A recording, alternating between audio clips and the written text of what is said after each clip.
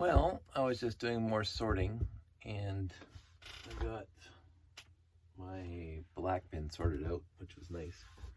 Still have red and white to go, but I decided before I go to bed, because I am tired, Sandy and I were just at Valley Village, and this bag was there the last time, but I didn't get it because I only had a few pieces that were actually Lego in it, and I said I'm not going to get it. But she had to return something, a shirt or something, and what happens with Valley Village, you don't get your money back when you return something. You get sort of credit that you have to use that day. They don't give you a voucher either, so basically you bring the item you want to return, and then you go get your stuff off the floor, what you want, and then you scan it in, and then you take off the cost of that item that you're returning, or items that you're returning. And so she couldn't find too much that she wanted to buy while we were there. So I just grabbed this bag off the rack. It was there last time, and I skipped it. So it wasn't for free, but we had to use, we had to return, and you get 2 weeks to return something. So, you know, the time expires. We couldn't wait for her to find something that she's going to want. So we got this guy, and I saw originally that it had a ton of non-Lego in it. So I got the bin of non-Lego here, and you got this kaboom, you got this kaboom, you got this kaboom. This is not Lego. Boom, that's definitely not Lego. That's definitely not Lego. So get rid of the big pieces. That is definitely not Lego. So you can see that I'm going through this. I have to break apart all these pieces. All these are pretty worn red bricks, but so far, see, not Lego. So, Lego. Now, this guy, it's a 2x10, and 2x10s are cool to have, but this guy looks like, I think some kid either took a magnifying glass or a lighter to that for some reason. Not to say I ever did that. Actually, I never did. I may have, for Lego, I may have built something and stuck a firecracker inside of it to watch it blow up, but I don't think I ever did that with Lego. I know I did that with some of my old model kits, which is kind of sad now when I think about it. But I don't think I ever blew up until the movie. And a really quick story about the movie. So Buddy Pete is into filmmaking, and even back then he was interested in filmmaking. So he knew where to get what they call flash paper. Now flash paper is kind of like, I won't say tissue paper. It's kind of like, I guess it's kind of like tissue paper. It's a little thicker, but it's not paper. You can't write on it. Well, I'm sure you could. And basically, you crumple it up into little balls. You rip off little pieces, you crumple up little balls, and you let it go whoosh, and it's like a magic trick. And it goes poof, it blows up. And so Pete had brought over, definitely not Lego. Pete had brought over a stack. I can't even remember about the size, but we'll just say they're 8.5 by 11. They're stacks like paper. He brought over a stack, and I don't know how many, maybe 5 or 6 or 8 pieces of flash paper for the movie that we're filming in my dad's basement when we were kids. So he brings it over, and I mentioned before, we had the pool table set up with a sheet of plywood on top, 4x8 sheet of plywood at least, and then we had put cardboard on top of that. That kind of went over the edges. So I think the actual layout, if you look at the movie, you don't see the whole thing. You can see the edge, obviously, because we didn't have matte paintings in the background. That would have been fun. But anyway, I think the cardboard paper mache layout of the moonscape was about 5 foot by 10 foot. And what we did is we laid out the cardboard, then we put the wet paper mache newspaper. My mom, being the crafty person she is, showed us how to make tons of paper mache. And so we made like a goops of paper mache, and we had lots of newspaper, and we started putting on the cardboard, and when it dried, the cardboard is really cool because the cardboard just kind of started curling up on the edges. So you'll see those scenes where you got the back kind of, we didn't plan that. We did not plan that. We did not put any reinforcement underneath, but we had cardboard and then lots of layers of paper mache. And that light's going again. It's starting to bother me. I'm going to turn it off now before it really bothers me. So So 5x10s, 5 foot by 10 foot, and the edges started curling up, which was perfect for the movie. So it looks like there's a bit of a crater edge, and then what happened is that I had to build a flat spot because I didn't realize it was going to curl up like that. I had to build a flat spot, 2 base plates by 2 base plates to put the base on, and you can see the base in the movie. So there's one area of the moonscape, 5 foot by 10 foot, that I made a 20-inch by 20-inch square area that was flat, and then kind of feathered it into the rest of the paper mache. So that took a couple nights of paper macheing and waiting for it to dry and blah blah blah.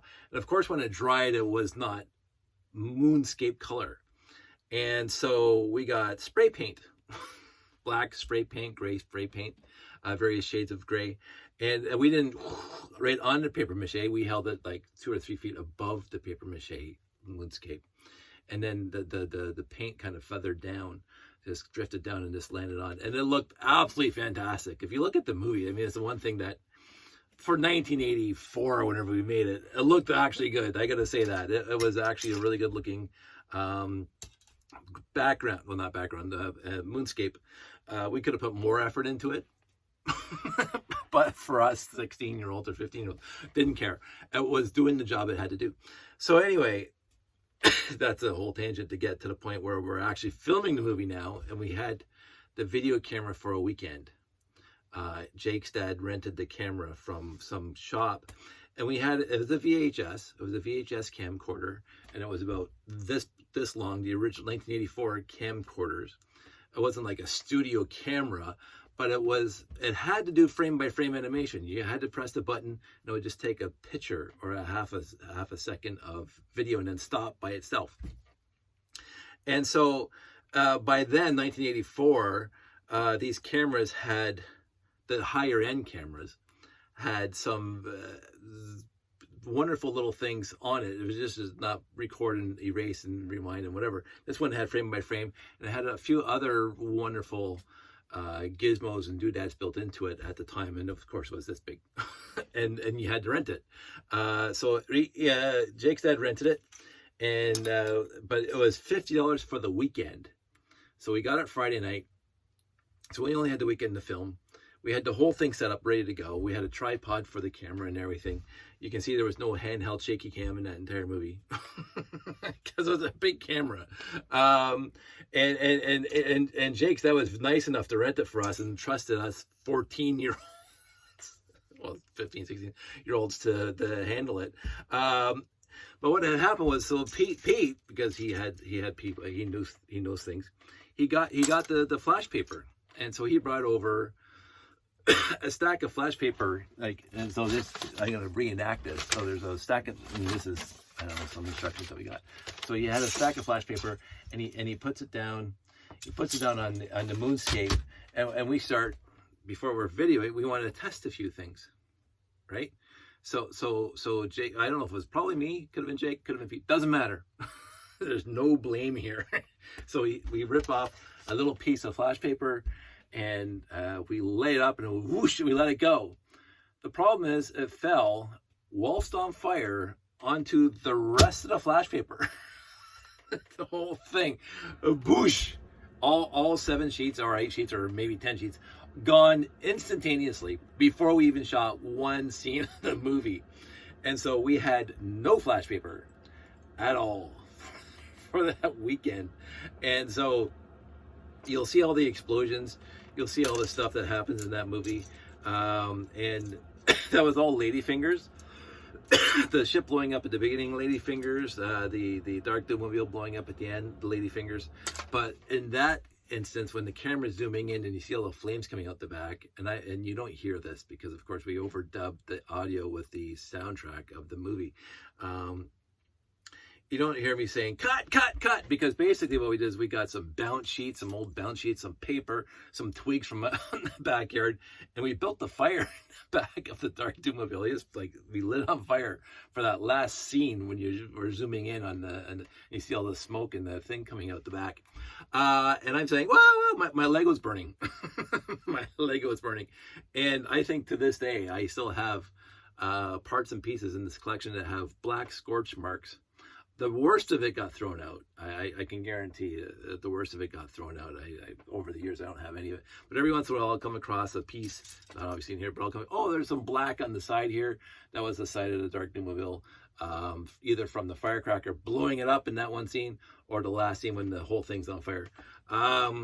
Lots, I'm going to say this, that was like 4 plus decades ago ish. It was so much fun that to this day I remember it, making that movie. I don't remember the entire weekend because I didn't get any sleep, because we filmed from Friday night way to the wee hours of the morning, Saturday the entire day, and then most of Sunday. And as I say, we had to film continuously because, again, we didn't have any editing hardware or software. And so the entire movie, the visual part of the movie, was done on that VHS camcorder from beginning to end. So you'll see the opening credits made on my Commodore 64 that I worked 3 months before to make. And so we just parked the camcorder in front of the screen. And of course, you can see that the camcorder has the same refresh rate as the CRT monitor, Commodore 1702 monitor I was looking at. And so that didn't turn out. It turned out fine. And then the end credits, the same thing. But so we sat in front.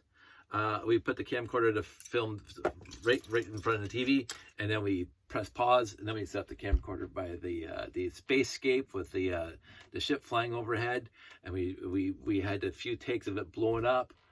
We actually ruined the first ship. We didn't get that, and so I had to go grab the Gamma 5 to do the same scene, and then we had to set it up so there. So this is what the issues were. So you see the Gamma 5 coming across the sky, and sometimes you'll see my hand in there. But basically, in order to fly the Gamma 5, what we could have done is I could have just dangled it from a pool cue, because again, from on the pool table, and I could have just tied some threads to the pool cue and suspended the Gamma 5 and kind of just pushed it in front of the camera. But that was like too shaky. And so we ran 2 threads across the backdrop, like a foot away from the backdrop, which was black curtain, whatever, and then we would just pull the Gamma 5 so it would just come across on the thread, and you can see my hand going down as I was pulling the Gamma 5 that way. It was just, the whole thing was fun. And you can see a lot of thread in this movie. You can see a lot of fishing line in the movie. But the explosions were supposed to have flash paper. That didn't happen. When we had, beautiful, it was so nice to see, Pete was awesome to go get it. And I don't know how much it cost back in 1984 for a stack of flash paper. But it was nice that he brought it, and I feel bad that it went away before we even shot one scene. But anyway, all that to say, talking about my wonderful ute, the 2 utes. So I am going to go quickly through this. I'm not going to bore you with the rest of the sort. I got rid of the big pieces. And basically what I'm finding is nice octagon, sure. I saw this. Really, really cool piece to have. So that's Lego. Another one of these. Like I need another one, but sure, I got another one of these. So that's always cool to have. The McDonald's sets. I think this is McDonald's. Who is that? Not sure what that is, but sure. Some old gray, always nice to have. Some wing plates, nice to have. Tires, by tire. 4x4 Technic, more old gray 2x8s, which I will say I do go through a lot of. Non-Lego. I'm going to put this in my Lego bin of doom, which I don't know where it's way over there. I'm not going to put that in the bin of doom yet. Gray hub, which is kind of chewed up. So that's going to go into bin of doom. This piece, nice to have. Not too many wonderful, oh, I'm so glad I paid, well, it's $7 in the end. Actually for free, because again, we exchange stuff. Not a lot in here that says, oh, this is absolutely 100% worth it. But in the end, old gray, fantastic. I mean, that makes a lot of old gray in here. A lot of old gray in here, which is nice. Some blay, but a lot of old gray. Inverted, I mean, you cannot, you see my layout, you cannot, people say this piece is ubiquitous. A 1x3 inverted blue slope. blue, however you want to put it, 1x3 inverted slope blue. Um, it's not a rare piece by any stretch of the imagination, but I use so many of these in the layout that I do not have a lot. And so when I get this in a lot, I'm happy, because that's one less piece I have to bricklink if I decide to build an expansion. So I'm happy with that. I always like these tails, always nice to have. Some Technic chair, Ninjago gold sword. That's definitely Mega Block. So this is one thing I want to show from a distance. I don't know if you can see from a distance. Maybe I'll zoom right in, kind of hold that there. You can tell when you start doing this a lot, especially when you're buying used lots, obviously. When you start doing this a lot, you can usually tell from a distance overall Lego versus Mega Block. Now this is Mega Block, and it's slightly off color from the Lego yellow, and it's a slightly more dingy as the Lego. So it's the newer stuff from Tyco or whoever. I can find one in here. That's closer to Lego color and shiny and glossy than the original Mega Block, like this stuff here. So that is Tyco or somebody. It's got the little stud that has that thing. But so you have to be careful, and I do put the effort in, because I don't want, although I will say I have had building sessions down here, not lately because I'm too busy sorting. I've had building sessions where I'm building something, and all of a sudden, if I'm in a particularly I don't know, focused mood, I will notice by touch that that's not Lego. I didn't have to look at it. It's not Lego. By touch, but I have to be right into the zone, like weeks of building, weeks of whatever. But normally I have to just hold it up. Yeah, it's got Lego on the studs. Yeah, it's got Lego on the studs. Lego on the studs. But for the most part, Mega Block, you can see from a distance that it's not Lego, and the other building block companies, you have to put a little more effort into, which is kind of sad. But you know, if it was a perfect world, and I will say this, if it was Dave Schuler might be mad at me, if it was a perfect world, there would only be Lego. The other companies would have built their own size and their own system of building bricks, but they wanted to ride on Lego's coattails, and they built, because Mega Block wasn't compatible with Lego at the beginning. But Mega Block realized the market after, and I get, you know, the fact that the patent expires and all the other stuff, but still, to me, it's I'm not saying it's not right, but for me, it's a pain in the butt when I'm sorting. It's just fine. I like doing this. But I think in the end, Lego didn't have a chance to keep all their patents. I mean, not like Disney has a good $1 billion to keep on pushing out the expiry of their patents for all the Mickey Mouses and stuff, which should have expired decades ago. But I'm not going to fault Disney. I mean, I love Disney; they make great movies. But for me, the Lego company should have been able to keep their building blocks to themselves, and all the other companies should have been able to made some other system of bricks that were not 100% rip-off of the Lego company. But hey, such as this, the last whatever 3 decades of people ripping off Lego's ideas. But in the end, I am an adult fan of Lego. I know I have friends that are adult fans of building blocks, no matter who it is, and all the power to them, and they're still my friends. I do not disown them because I like Lego and they like everything else.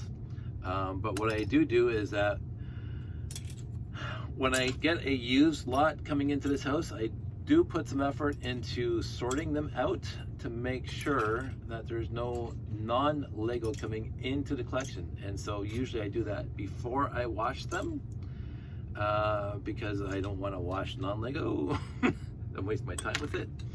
So anyway, I was saying I'll be in a particularly huge building mood, and I'll be building lots down here, and I'll reach into a bin and I'll pull out, either I'll see it, I'll notice it, or I will feel it, I'll feel the difference, and they will go.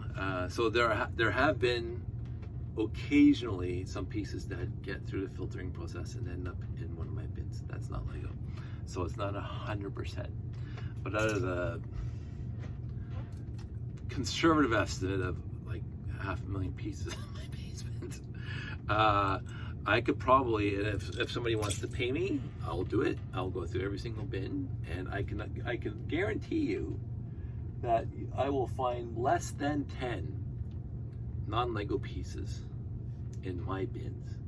Because I go through my bins. I actually do go through my bins, and when I find non-Lego pieces, they go into the non-Lego piece thing, and they go back to Valley Village, and I get a discount card for the next time I'm there. So I do like finding non-Lego, and it goes into this bin here, and then I dump it into a bag, and I go over to Valley Village, and I get a discount card for the next time I'm there. So it's fine. I'm not a perfectionist. I'm not 100% OCD, as you can see from my room, but I do try to 100% keep the non-Lego out of my collection. And I also say, I mentioned it before, I do try to keep any used pieces washed that come into my collection, even if it's obviously for sure if it's from Valley Village, because I don't know where these pieces have been. I'll wash my hands after I've done this, and I'll put all these into a bin to be washed, and then they'll be sorted into the collection when they're washed and dried. Rats missed it. So that's it. So for $10 minus 20%, so for $8, this is the Lego pile I got from that bag, and I don't think it's that bad. I really think that was a good buy. It was a worthy buy. Not the best, but you know, sometimes you can't get everything to be the best all the time. So I'm gonna put all these in here to be washed, and the other 3 pieces there are gonna end up in the bin of doom, because there's no even point in washing them because they're pretty beat up. There's no point in rolling into the collection. This 1x2 yellow plate is like completely chewed and bent and whatever. Doesn't even fit on a stud really. And this gray hub is really bad. So that's in the bin of doom. While we are here, again, I have about, I don't know, a dozen bags to go through. And so, I don't know if I want to do that one. Although look, it has some classic space in it, but let's save that one. Because it looks like it has classic space in it. This one should be really, really quick. I got this one a bunch of weeks back, and it was only $7.99 minus discount, 20%, whatever that. So it was $5.99 or $6 or whatever. I only got it, I'll throw that out, because of this. And obviously it was part of the space shuttle set, I guess, my best guess. I don't know. I seem to recall vaguely that there was some sort of space shuttle set that looked like this, but it only got one solid rocket booster and the middle booster without any tops on it. And I didn't see the rest of it, but this is what I grabbed. So I'm thinking this is going to be 100% Lego. And so that's why I grabbed it, because of having these colors, and white, because I keep on thinking, honestly, I've inferred it and I've talked about it in some other episodes, long time ago, YouTube videos, that I keep on thinking about making the Enterprise, the original from the original series. But this is all Lego by the looks of it. And this was $7.99, so I think this is definitely worth it for me. So yeah, Lego, all the way down. It makes me happy, makes it easier to sort. I don't have to look at the pieces. Having a long Technic axle, awesome. I got a few over there from the old street hockey sets or whatever they were. Awesome. Now this is also why I wash pieces. Look how dusty those are. And I keep on meaning to do this when I'm done all my sorting. if that'll ever happen. I'm going to start washing each bin again because a lot, especially for my plates, my 4x plates, they're filthy. And that's all my dust from the renovations in the basement and blah, blah, blah. And I never bothered putting the lids on, and all of a sudden, you know, the bins get filthy. So I do plan on doing some more washing, even my pieces that I have in my collection, because I want to make them clean again. But these ones obviously is not my dust. I don't want to know where the dust came from. I don't want to know it. So, but it's going to be and look, I mean, I don't even have to look. It's all Lego. This is probably how I got burned a few times with the as I say, every time I find when I find a piece in the collection that's not Lego, I try to figure out how it got in there. This is probably how it got in there, but this is an easy one because there's not too many pieces in here. This is probably from some Ninjago set, wings, but look how dusty that is. That is stupid dusty, stupid icky. So definitely needs to be washed before it gets sorted into the collection. And I'm going to say I like Ninjago sets because we had Josh, and Josh grew up with Ninjago, and we got a lot of older Ninjago sets and some of those Chima sets. Yeah, it's Lego. Love this piece. So I'm going to verify that this is all Lego. It might not be. It looks like it's custom built. Aha! Haha! See? Glad I looked. Not Lego. One piece in this entire lot so far. That's not Lego. That's Lego. Really icky, dusty stuff. That is Lego. I'm going to have to get a brick separator because I don't want to put too much more effort into this. Lego and Lego dusty, icky, ick stuff. This is why I usually put a towel on top of my black sheet, but the black sheet's already dirty, and so I'm gonna wash that. More Lego. This bin's already getting full, and then the solid rocket booster. I mean the big tank in the middle. So looks like I'm gonna get another long Technic axle. This one's slightly bent, but that's what happens when they're long like that. So I might look up the set and try to see if I can recreate it. But again, I got most of the pieces for the middle orbiter, I think it was called. But I only have one solid rocket booster. But again, I got a lot of weight anyway. So I'm gonna check out the set to see if what the shuttle looked like, or maybe it was just a rocket. I don't know. But obviously I believe it was a set. So that's $7.99 minus 20%. So that's another bit. So what else do I got down here? Too much. So I got this one. This one again, a lot of French colors, as you can see, a lot of tan in this one, a lot of French pieces. This one, I got this one because there's a minifig in it. There's a minifig right there, and it looks like it's hopefully it's a Lego minifig. I guess I'm trying to be more cautious, not buying as much. I think I got this from this wasn't Value Village. This was something else. I'm not exactly sure where I got this one from, but it does have to be sorted. I got the ones in here. Again, what happens is I find lots of ones with the castle walls. I don't know why. And this one also had the pirate or the ship's masts in it. It's got a piece of Duplo in it. But also lots of a little bit of Mega Block in there. So I got that one. Let's see, what's this one? I don't know, $4.99. It looks like it would have been this guy here, Mandalorian or whatever. Not that I care, but the minifig's not in here. But looks like the ship is. And what else is down there? Nothing there now. But then I got this.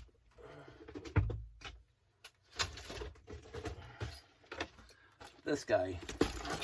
And maybe that guy. What's this? Oh, this is mine. It's from Christmas. And those 24 days of building. What's in here? I should look through my room more. This was, I don't know if this was a set at Valley Village or if it's a set that Josh didn't put together. Because I got 2 bags in here, no box. I don't know if this was a 2 bag set. It looked kind of bigger than that. Yeah, it's definitely more than 2 bags. So this must be a Valley Village thing that is in the box. So I can't tell you why I bought this bag. I can't figure it out at all. There's no possible reason why I bought this bag from Valley Village. There's no possible reason why I bought this bag at all. So this is going to be a fun one because it's going back. It's got a power adapter in there, but also it has 2 rocket cones in here, and a lot of basic brick. And so far I'm not seeing any non-Lego in here, but oh yeah, there's some non-Lego in here. But I'm going to have fun sorting this one, but not tonight. So stay tuned for that one. Let's see, what's this one?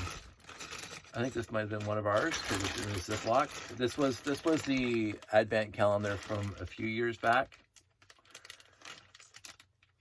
They always end up in a bag and they sit here. So this is also another $9.99. And why did I get this one? Oh, I don't know why. It has a Dimensions base plate in it.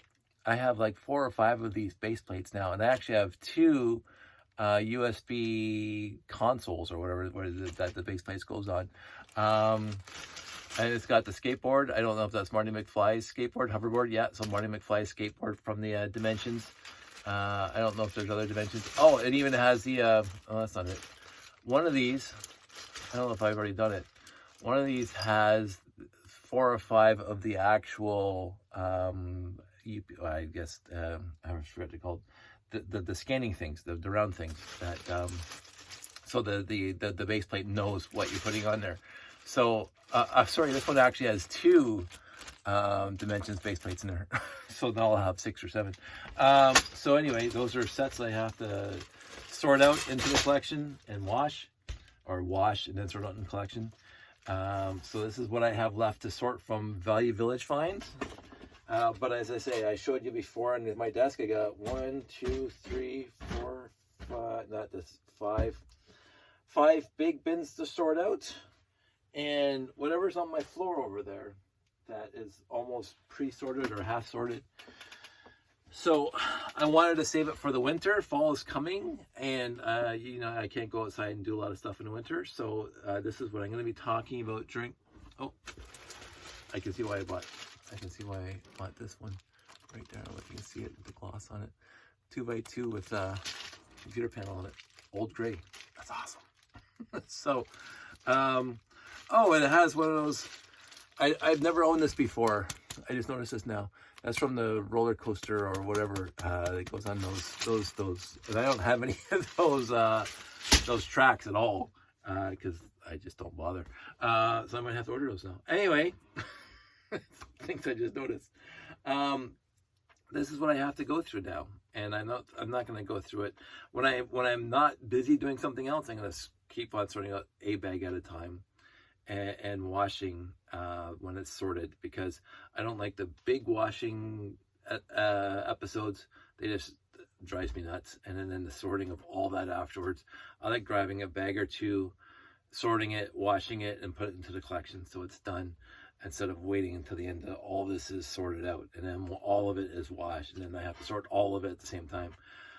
That goes across days. When I have to sort that long, it just, no, it's not for me. So anyway, I wanted to make a video and keep you guys updated as to what I am doing, which is sorting.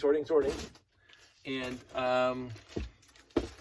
I actually do like this kind of stuff. And at some point, if I keep on bringing other bags into this collection, into my room, I'll get these ones done, and then we'll be in a much better place. And as I say, I am quote unquote slowing, and I really am, because there were bags at Value Village today and the last time I showed you.